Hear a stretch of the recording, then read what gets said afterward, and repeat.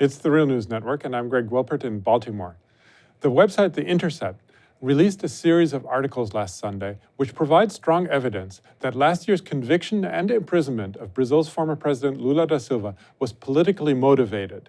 The articles are based on an enormous archive of internal communications conducted by prosecutors and judges that The Intercept received from an anonymous source.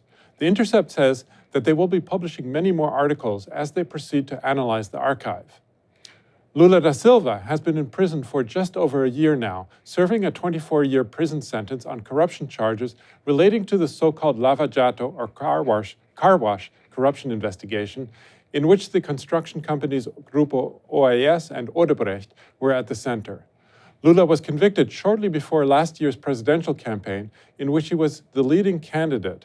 It is generally believed that Lula's disqualification from the race is what enabled far-right politician Jair Bolsonaro to win Brazil's presidency. Joining me now from Florianópolis, Brazil, to discuss the latest revelations contained in The Intercept's reporting is Mike Fox. Mike is a freelance reporter for the Real News Network and for many other media outlets. Thanks for joining us today, Mike. Thanks for having me, Greg. So the articles that were published in The Intercept raised two main issues with regard to Lula's conviction and his presidential run last year. Let's take them one at a time.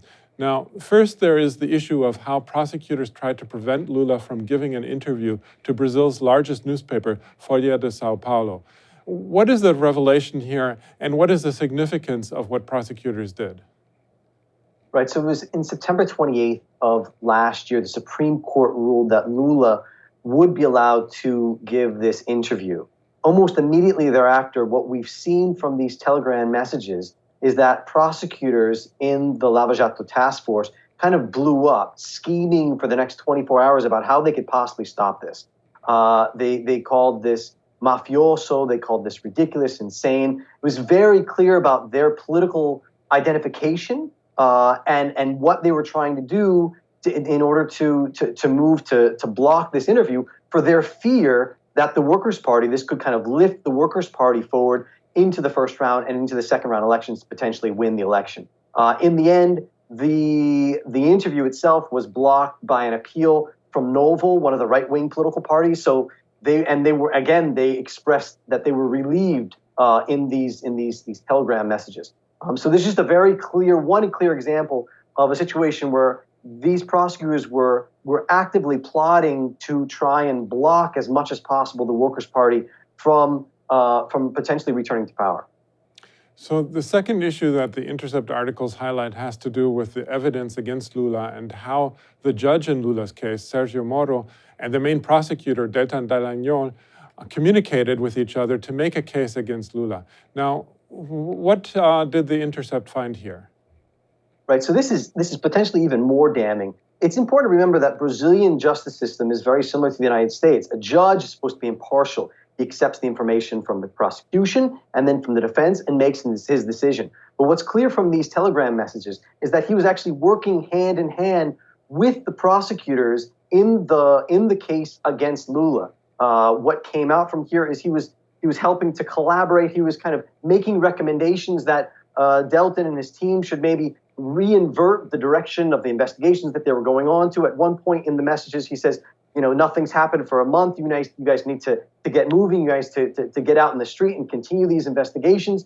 And so he was actually collaborating with the prosecution. There's even one point in which he says, we need to work harder. I don't remember the exact quote that he used, but using the we means that he is actually in collaboration with the prosecution in this case, and he is himself supposed to be an independent judge. And that's what he always said. He always called himself impartial. And in fact, there was an interview that was tweeted out by Glenn Greenwald yesterday or today, in which it was a piece of a speech that he gave, in which he said, listen, I'm completely impartial. I'm completely impartial in this situation. But here from these messages, it becomes very clear that that is not the case. And this is not something that's absolutely new. I mean, we've known around this in Brazil. Many people have known this for a very long time. But what's so clear about this is it's on paper, right? We now see the messages and we see the collaboration.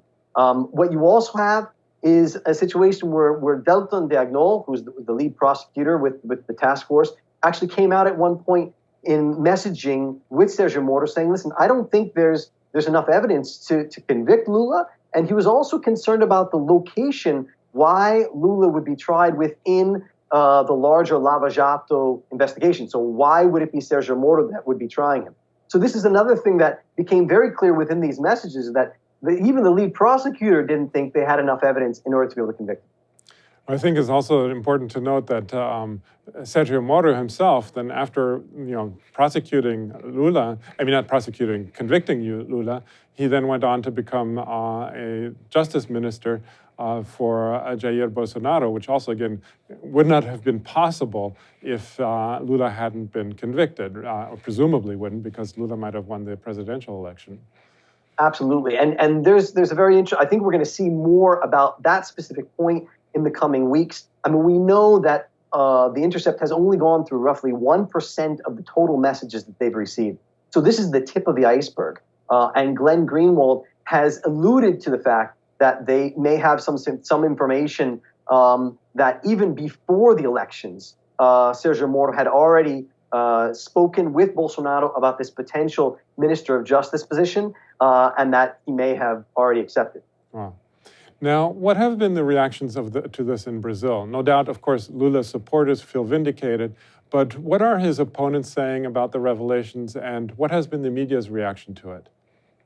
Well, Sergio Moro obviously has come out defending himself. He said that, on one hand, the leaks were made illegally, so they were acquired illegally, and that The Intercept should not have published it without naming who actually acquired the documents, the messages. And that has been kind of overall, they've been talking about how since these leaks, since we don't know who gave them, they've been really focusing on kind of the illegality of acquiring the leaks. Many other people, for instance, Bolsonaro's own son, Eduardo, has come out and basically called them fake news.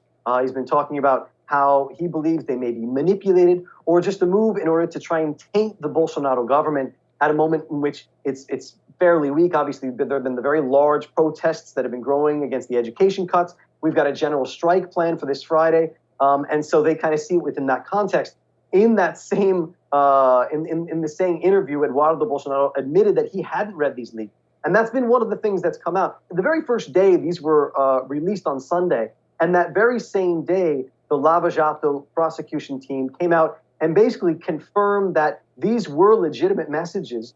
They denied that they were scathing. They denied that they were in any way show that there was collusion between the prosecution and the judge in this case.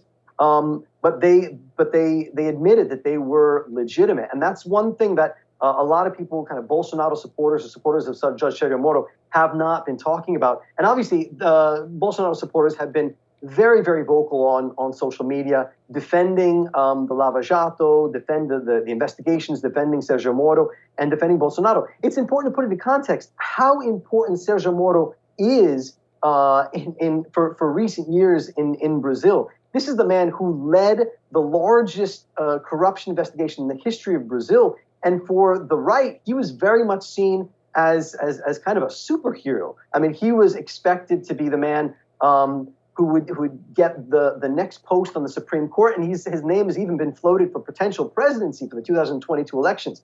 Obviously, in this case right now, as many analysts have been talking about, that those chances are becoming extremely decreased because, Moro is, and this is what analysts are saying, is that he, of everyone, of all of kind of the scandal, the leaks that have come out of this, he's the one who's really become most wrapped up in this. And that means that they're questioning his agenda as Minister of Justice. And that means even in questions about the decisions he made while he was a judge at the head of this investigation. So this is really huge, and it goes across the board going back years. And so finally, how do you think this might, or is there any indication how this might influence Lula's case and possibly his appeals? It's a great question. We have just this morning, one of the Supreme Court justices said that the evidence released in these leaks could potentially be used in order to question or overturn decisions by Judge Sergio Moro when he was a judge at the head of the Lava Jato investigations. So that is one very important detail.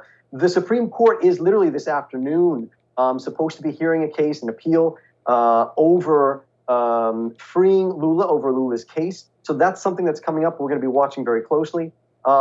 It's really hard to say where things go from here. Overall, obviously, like I mentioned, only 1% of the messages have been, not the messages have been released, but only 1% of the messages have been gone through. So there's a lot of information. We know that 5 different political parties, the major left parties, the PT, the PSOL, have already said that they're going to block anything they possibly can in Congress until steps have been taken against prosecutors in the Lava Jato team that have been doing the investigations here. We know that the public prosecutor's office, the National Council Public Prosecutor's Office, has already moved to sanction some of those prosecutors. That was as of this morning. They began the investigations yesterday. They said that 5 people have been temporarily suspended. So we know that is happening. The Bar Association, the Brazilian Bar Association, has called for both Moro and Delta and Dagnol to step down because of their implications within all this. And like I said, this is just the beginning. It is the major news, and we believe it's going to continue to grow in the coming days and the coming weeks. Wow. Well, we'll definitely come back to you as this case develops and as it explodes in Brazil.